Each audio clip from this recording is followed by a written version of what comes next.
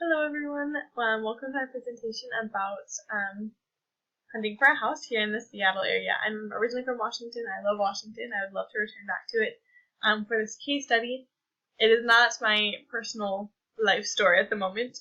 Oh, my slides are moving. Hold on a second. There we go. This is actually a picture of my sister and her husband, and it's kind of using what was similar to their life when they first got married. And so this hypothetical young family are about to graduate from BYU. The husband has been accepted into University of Washington Medical School. They're really excited about it because it is a really good medical school. And the wife is about to graduate with a degree in teaching social sciences, but has already accepted a job offer in the Seattle area to teach high school. With that being said, she will be the big breadwinner for the family. However, as you all know, teachers are not known for being really rich. And so they do have a fairly tight financial situation.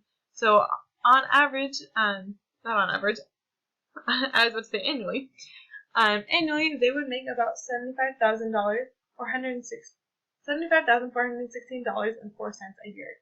That's taking into account because she would be probably making about $64,000 a year as a first-year teacher in Washington, and then the husband is planning on taking on a job as a part-time lab assistant, which would be a secondary source of income for them. So breaking that down, it would be about $6,284.67 a month. And using the 25% rule, their ideal mortgage payment would be about $1,571.17. But their extenuating circumstance comes from a car that they had. That it wasn't like the car wasn't totaled.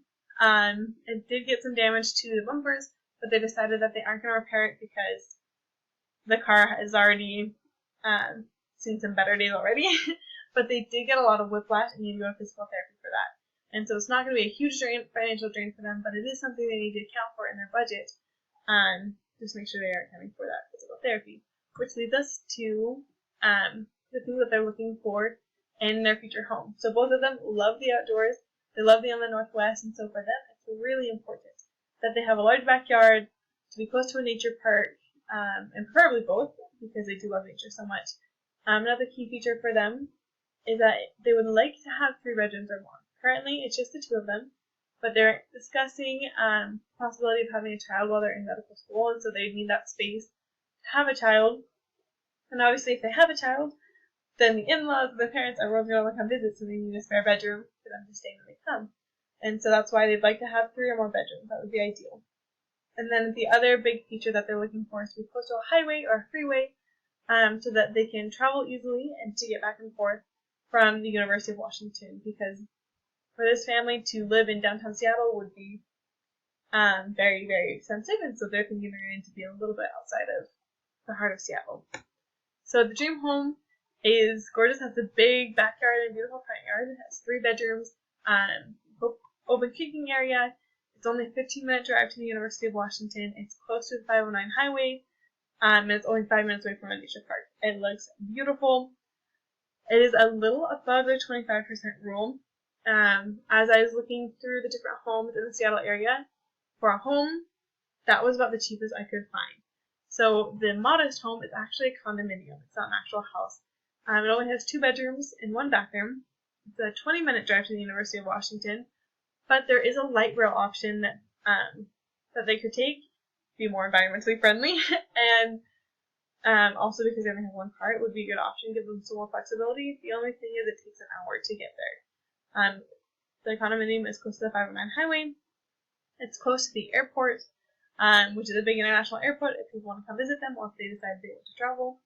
It's located in a forested area, gorgeous area, and also has a big kitchen. The total cost is $267,500. And the monthly payment is below that 25% rule, which is $1,277,900.09. Oh, that was a struggle for me. So yeah, a much better price range for them. So family budgeting. When I was looking into the mortgage or rent, I was just going based off of as if they were to buy the modest home, because that's probably the most likely scenario for them. So we can look through these things. The biggest thing is like looking to the savings. They would like to put a lot of their savings into long-term with the R01k and the IRA, and then they had already decided of the short-term savings. They'd already take $300 out of that to go into the emergency fund. And I will actually just go ahead to the next slide for their savings plan. So as I said before, they wanted to get their emergency fund. The reason they decided on $17,000 would be like the ideal amount for an emergency fund is because the 3-month range is a good start, but it still doesn't give you as much financial flexibility as would be ideal in that situation. And then they felt like the 6-month emergency fund would probably be the best, but at this point, because the main source of income is a teacher, it would not be possible. And so they thought $17,000 would be a good safe amount, that if something were to happen, such as a global shutdown due to a pandemic, they would be good to go for a couple months. So they'd probably be about 4 months or 5 months with that. So that's where that number came from. And then we have how long it would take them if they were to do the different funds, and then the down payment options. So when looking about it, again, focusing on what their long-term financial goals are, of wanting to have a good emergency fund, of trying to prepare in case they need to pay for medical school, they're unable to get enough scholarships and things like that, because they would love to not go into debt for schooling. So they decided that the best down payment option would be $34,000, which is 10%. But as you know later, that would mean that they have to apply for mortgage insurance, which I'll get more to that later. But this is the amount that they supposedly selected. It would be $34,000. They would put in about $500 a month. But as shown in the last slide, they should be able to do that because the short-term savings is $800. So they can do the $300 into their emergency fund and $500 into their savings for their down payment. So, the mortgage terms for Modest Home, as we learned before, as a 15-year, they're going to give you a lower APR, but it will be a higher monthly payment. A 30-year is a lower monthly payment, but a higher APR, which that would actually hurt you more in the long run, and so it would definitely be better. And pretty much any situation ever that you're having to pay back interest, go for the shorter loan because you'll pay off less interest than if you take the longer loan. The home taxes. So they don't have any children, so the family tax doesn't apply. They won't be able to get any tax breaks on that. We can go through the math here on this. But their mortgage interest with their home, we're looking at the Modest Home here. I guess I should have specified that on this slide. Is $9,212.26. The property tax, Washington property tax is 1% of the property value, which would put you at $2,675. Bundling would definitely be a good option for this family, especially since they are going to be pressed for funds because she's a teacher and they're not going to be working in dough for a while, if you know what I mean. I'm going on to the transportation. So this family currently owns one car. It's fully paid off. It's already registered in Washington, so we're looking to the cost of the car for them. They would need to take into account the registration renewal for Washington, which is $30 a year, with additional online fees that, from what I've seen, it ranges from about $5 to $10, depending on the type of car and depending on the mileage on it. So probably around $35, $40 for renewal each year. You need to look at your oil changes, gas, monthly car insurance, things like that, which would make it's kind of like an externality you need to take into account. Even though the car is not a long-standing debt, it will still have cost along with it. You still have to pay for things, which you need to be budgeted for. Again, as I stated, currently they have no long-standing debt, except for tithing. However, the more I've studied in this class and the more I've learned, the more I've realized that at some point, it's more likely than not they will need to take out student loans to pay for the medical school just because life is expensive. Which is alright, like money helps us to work hard and set goals. But if we're being realistic, if this family were a real family, they probably should be budgeting and accounting for student loan debts. But we will continue on. So the PITI for a Modest Home, the principal and interest, this is based off of the website that was given, and this is the information that they gave us.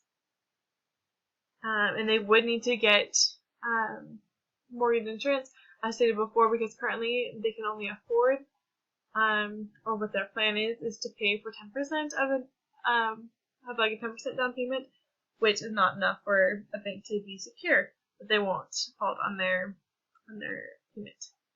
So the mortgage qualifications, the 36% of the gross income, as shown here, is $2,262.48.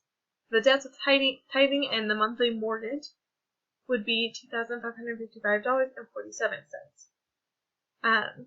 And so obviously because the debts are larger than a 36% rule, they would actually not be eligible for this mortgage, the mortgage of the modest home, which is really sad. But that is the reality, and it probably is the best solution for them because they would be able to start saving and putting money away to achieve their long-term goals. If they were to still try to go ahead and apply for another mortgage, it would just put them in a financially tight situation that could be harmful for their marriage and for their financial future. So when looking at the costs and the benefits between renting and buying, the renting for this family would be more affordable. If and when they need to apply for student loans, they could take out a smaller loan. They'd have more financial flexibility. They have more flexibility if for residency they move to another state. They wouldn't have to worry about selling their house. You don't have to pay for maintenance on the facility. If the heating goes out or something like that, you can call the landlord. The negative things is that you must abide by the rules set by the landlord, which, depending on the landlord, could be a pain or it could be great. You don't really know. It's kind of a mixed bag. And then if they decide to stay in Seattle for a long time, it could be more expensive in the long run. Again, though, we don't know if and when they're going to stay. If they were to buy, you're able to gain equity in the house, which is a benefit. It can be a long-term investment. They can renovate it and change it as they wanted to. And then if they stay for a long time, it would be cheaper than renting in the long run. The negative is that they would have to go into debt to get the loan. They would have less financial flexibility in case of an emergency. And if they were to need to take out student loans, it would mean that they need to take out a larger loan, which would put them further into debt and could cause more stress on the family, and that they wouldn't have the flexibility in their budget that would be most beneficial. So we're looking at, again, to the total interest paid on modest homes.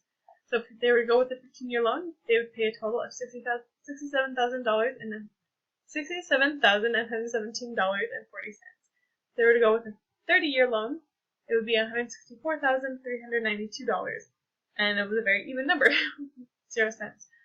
So in total, if they were to go with a shorter loan, they would save $96,474.60, which is a considerable chunk of change. I have definitely learned in this class that you always want to go with the shorter loan. Even if it's a higher monthly payment, you'll save so much in interest over time that it's worth it. And so looking into investing, so the home appreciation for the modest home is $1,364,798.35. For the dream home is $1,711,818.47. So if you take that, like, they both appreciate quite a bit, but when you take into account how much you'd be paying more if you go by the dream home, you'd be paying $346.12 more each month.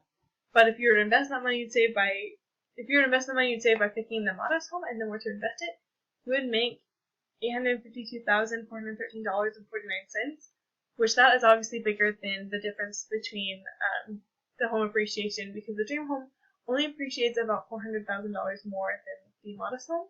And so if you can take that money and invest it, you'd actually be saving more money in the long run, if that makes sense. So in the long run, just to summarize what I've learned in this class, is that for a family that is very limited on their source of income, that renting would be better until you know for sure where you're going to be staying, or at least if you know you're going to be there for more than 3 or 4 years. It'd be much better to start investing and building yourself up financially so that you're stable, and you won't have that stress and that burden over your head. Obviously, it's a great opportunity and a great blessing to have your own home, but it's much better to stay debt-free, have that flexibility, and be able to meet and make those financial goals that you have. So thank you so much for listening to my presentation.